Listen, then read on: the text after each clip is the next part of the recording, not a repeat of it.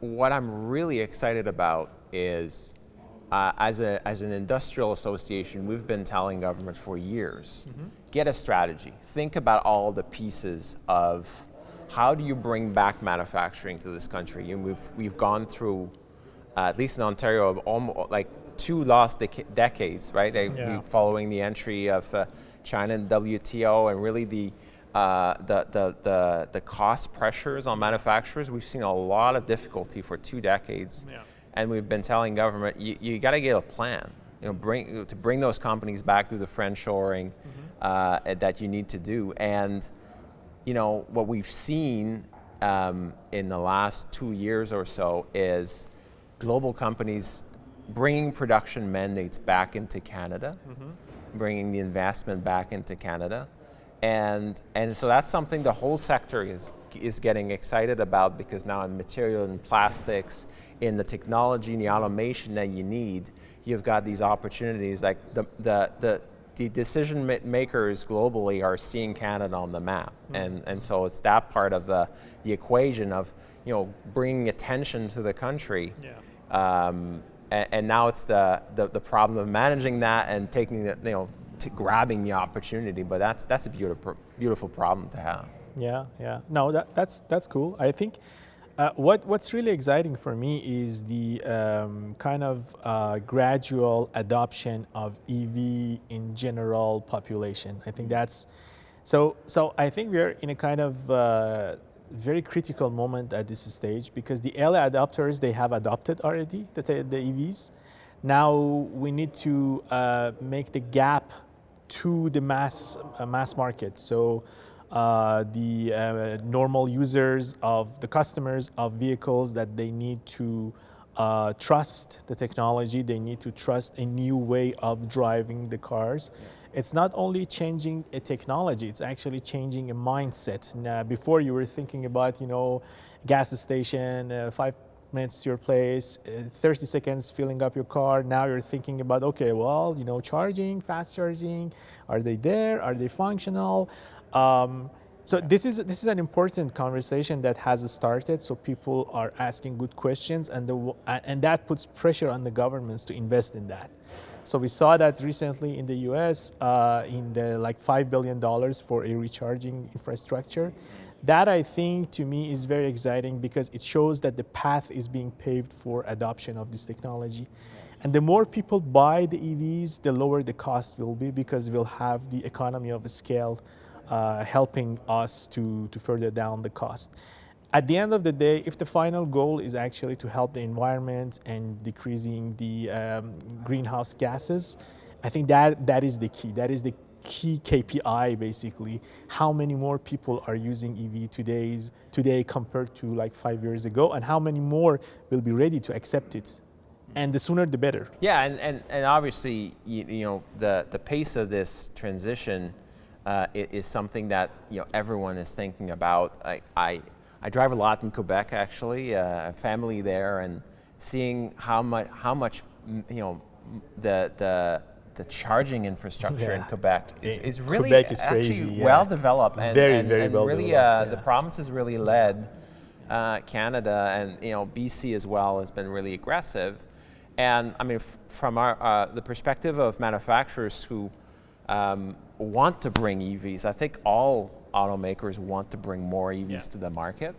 But it's really seeing that infrastructure out there, being able to de-risk that purchase for the consumers, exactly, right? And really helping with that practical, getting from point A to point B, knowing what in between you're covered, you can charge. That's a really key point where the consumer is going to pull the pace of this transition as well. So, but governments have to put in the enabling blocks of that, which is the infrastructure. I find that Quebec has done that really well. Yeah, Quebec has created this amazing infrastructure for charging. The hydroelectricity in Quebec, of course, is key in all of that. And I think in Quebec, right now, it's 10% of the vehicles are EVs. My wife and I, we both have EVs. We love that. I don't think I ever go back to internal combustion engine vehicles. that's a key element in the technology. I think the convenience also of a technology is very important. Is it easy to use it, and the charging, having infrastructure is part of the story. And I think that creates the link between what you were saying. So what do we get also as a country? Not well. I mean, the humans are important in the world, but as a country, Canada. I mean, we want to basically create money. We want to create wealth for the country based on this. And I think the key to that is innovation and the support for innovation for scaling up. Yeah. Innovation is known in Canada very well. I mean, good universities, world-class labs, a lot of patents. That part, honestly, I don't think that would be, we are not missing that. What we're missing is actually the scaling up and the support for commercialization. And that's the part that most of the Canadian companies die. Yeah. They call it Death Valley. So between the mass adoption and creating a technology, that's the part you have expenses. You're not like one or two startup company. You have like 20, 25 employees. You have a burn rate that's considerable, and you don't have enough revenues because your product is being adopted by the market. I mean, that's so central to actually bridging that gap for companies. We do a lot of surveys at CME, and last year the province of Ontario was working on an advanced manufacturing strategy. I mean, there's an advanced manufacturing council that brought a final report last week, which everyone should read, but really a big thing is what you just said, the commercialization of those technologies to be able to really take that next step to advanced manufacturing. But beyond that, even things that are in market right now, but that the U.S. is adopting a lot of robotics, a lot of artificial intelligence. Yeah. That adoption piece for companies is also really important, and so that's where I feel like, which we talked about industrial strategy today, right? And that's to me that's where the rubber hits the road with industrial strategy. Is are companies really enabled to make that leap and adopting those technologies? I mean, we see it for SMEs. That's a massive issue, right? Is them being able to adopt those technologies. Well, we did a red tape reduction survey in the spring where we've asked large companies, we've asked SMEs, and it's I think first and foremost, I think governments have to also do a bit of streamlining. There is an acronym soup right now that is just absolutely crazy of programs, grants, tax credits. In Ontario, we had a manufacturing tax credit last year.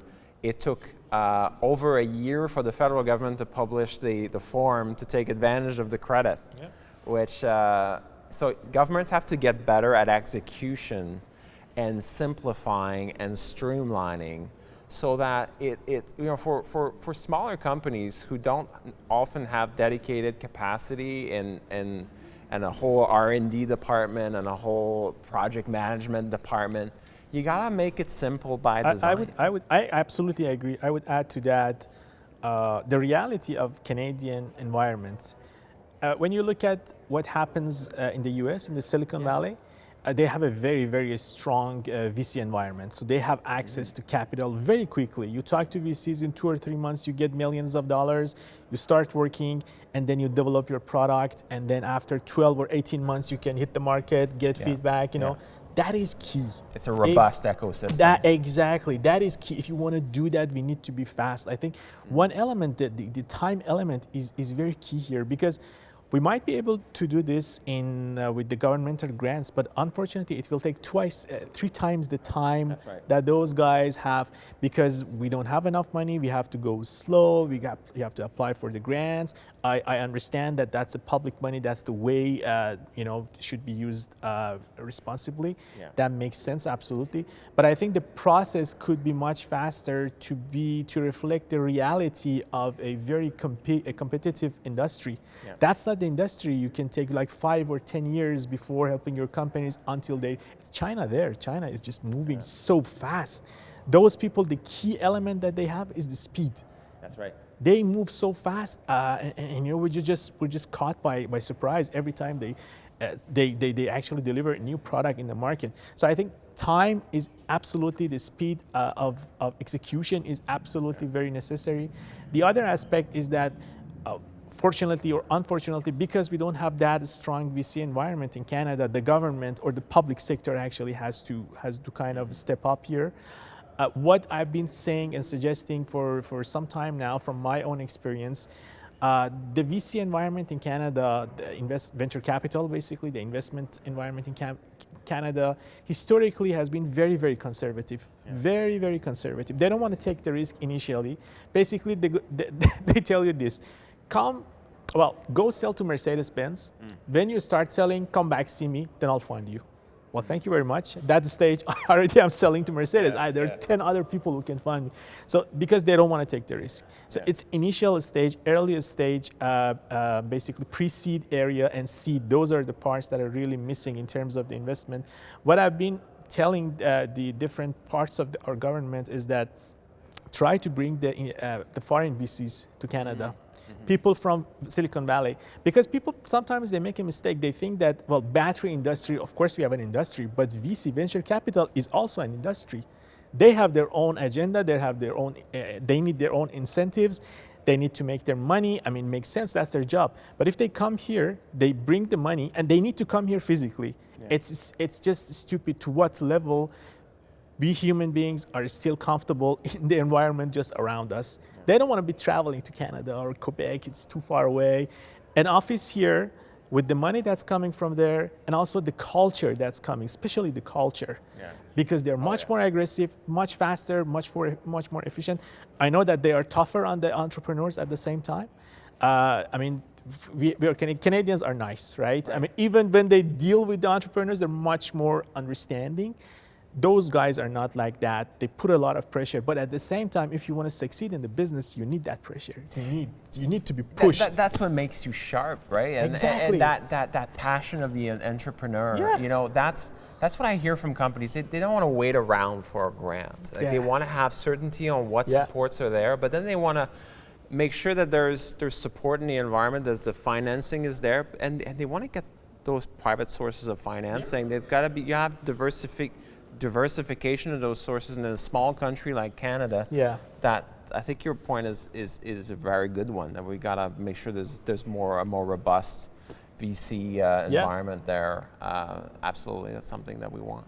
I've been keep saying that in Canada we have innovation. What we don't have is the will to take that off and make it a product.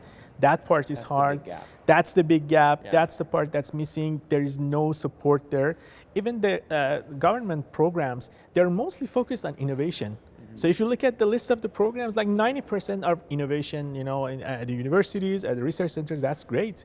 But then how about commercialization? It's as if they think that, well, that's the company's job. Well, but the company need money to do that. They don't have money. So one thing that I've seen that they do in the US that's very helpful is actually the government gives directly the contract to the companies, to the startups. Of course, they have like NASA, they have like DOD, they have like DARPA. Those organizations, they talk to different companies, they select some technologies, and they give you a direct contract. A bit like the program that we have in Canada, like buying from the Canadian content from the companies, but in a much faster and more streamlined way. The Canadian program that we have here, you have to wait 1 year after being approved to actually money comes into your bank account. For a startup, in 1 year, you die 4 times. The time scale is not the same as the government. Yeah, and there is that aggressive promotion of investment over there. There's much stronger connection of things like procurement to the company base. And that's something, I mean, we in Ontario, we have a program called the Ontario Made program. And that's a database, that's B2B connections, that's just promotion of manufacturing in Ontario that the government of Ontario supports. But we've been telling the federal government and the province, you got to connect your procurement to that, because when you're in the public sector, you're buying things, you're drawing your specifications, you're thinking, okay, well, this is what I want to buy as a government, this is a product I need. why wouldn't you know what's up the road in terms of industrial capacity as the start of the process, not the end of the process? You know, if when you see the final, when you see the final, you see the RFP that you may be qualified, right? So it's flipping the mindset that we are having a government that really connects those dots for companies and actively help them succeed. Yeah. And in the interactions that we have had up to now with the US and the European companies, I've seen some interesting stuff.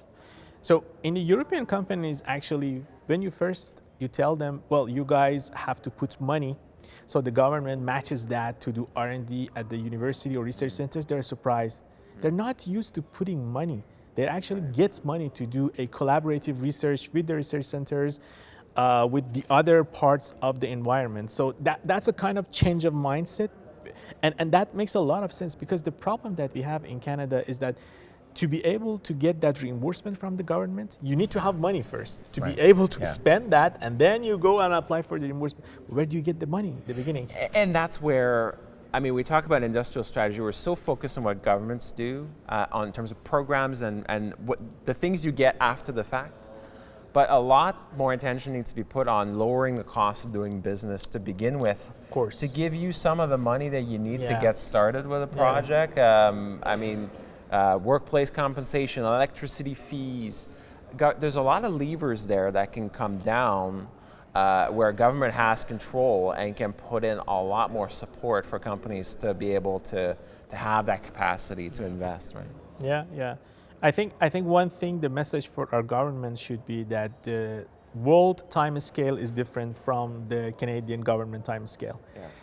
The speed with which they move, the Chinese, even the US, even the European, I mean, it's unbelievable. And if we want to be caught in what we're doing right now and the way that things have been done up to now, we won't be able to catch them. It's impossible. They're just going so fast.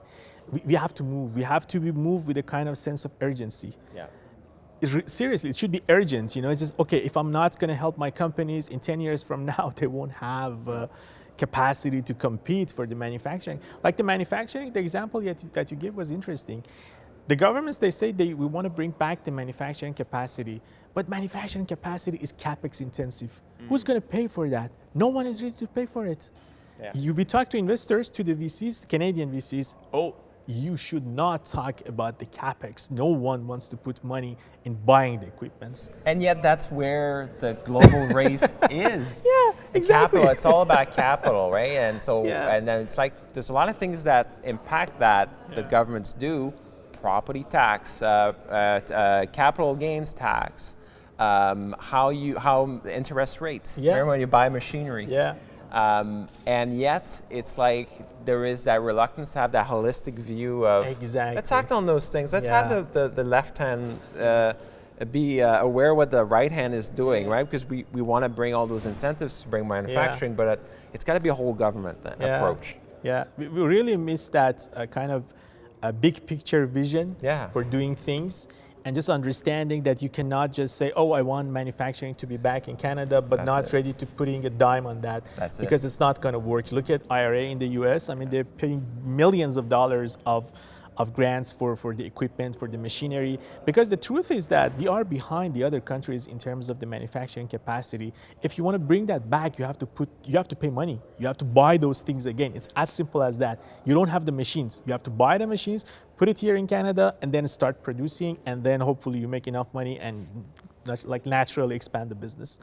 So I think those things, the message should be clear, that it's nice to say that, we want manufacturing back in Canada, but if you're not ready to pay for it, it's not going to happen. I do a lot of driving between Ontario and Quebec.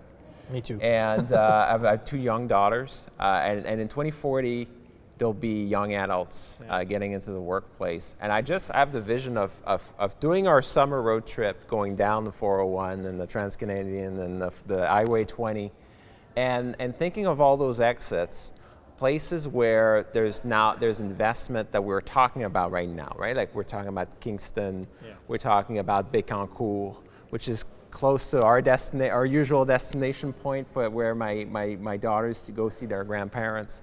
And I hope that in 2040, I'm able to talk to my daughters about the places where they can work, where there's meaningful opportunities to grow a career, buy a house, do something that grows the prosperity of your family and your communities. And that it's no longer some project, it's actually something you see in all those communities down the highway and is tangible and real. Now, I expect there'll be a lot of eye rolling because Dad is trying to lecture about where you can work, where are opportunities. But I just really hope that we have that sense that this is real in 2040. Man, nice. For me, 2040, the first thing I really hope that we still have an Earth in which we could live, because things are scary now. I mean, I'm not trying to sell the idea of global change. We're seeing that. Yeah. Every year we see that the summers that are getting hotter, the winter that's kind of different. The hurricanes, everything. Things are getting scary.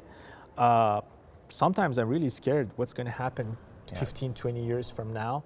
I wish that we would have done the things necessary before that point so we don't reach that kind of a scary future. And the things that we do today are the ones that will determine what is going to happen in 2040. So I think my vision for 2040, hopefully, is still a environment or Earth that we could travel in. And of course, hopefully, Canada could have had a nice share of that in the future, not only in terms of the environment and also the natural resources, but also the manufacturing capacity and the wealth for the country. So having the living conditions and also the wealth created by that, because we have worked on the right thing, on the right time, and we have taken the right action before reaching 2040. On a parlé beaucoup des solutions. Ouais. Mais pour moi, la vision en 2040, c'est un peu plus personnel. Je fais beaucoup de conduite entre l'Ontario et le Québec. J'ai 2 jeunes filles. En 2040, ils vont être au début de leur vie adulte. Et puis, j'ai juste la vision de faire notre road trip de l'été habituel et de descendre dans la 401, la transcanadienne, l'autoroute 20, et de voir toutes ces sorties-là d'autoroute et de leur dire il y a des opportunités ici, puis vous avez des options ici, puis il y a des carrières qui vous attendent. À chacune de ces sorties d'autoroute qu'on a, de la région de Toronto, de Kingston, de la région de Bécancour, il y a des opportunités qui ne sont pas juste des opportunités d'une région, qui sont partagées entre le Québec et l'Ontario, et dans le fond, qui vont nous permettre de donner à la prochaine génération des opportunités que peut-être dans certaines régions du pays, les gens n'avaient pas avant, dans ma génération. Donc, c'est ce que j'espère pour 2040. Pour moi, 2040, en fait, j'espère qu'on a toujours une planète qui est toujours habitable.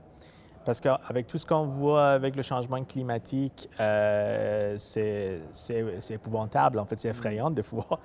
Donc, j'espère qu'on a fait des choses qu'il fallait jusqu'à 2040 pour atteindre le point où on a vraiment, comme je dis, une planète qui est toujours habitable.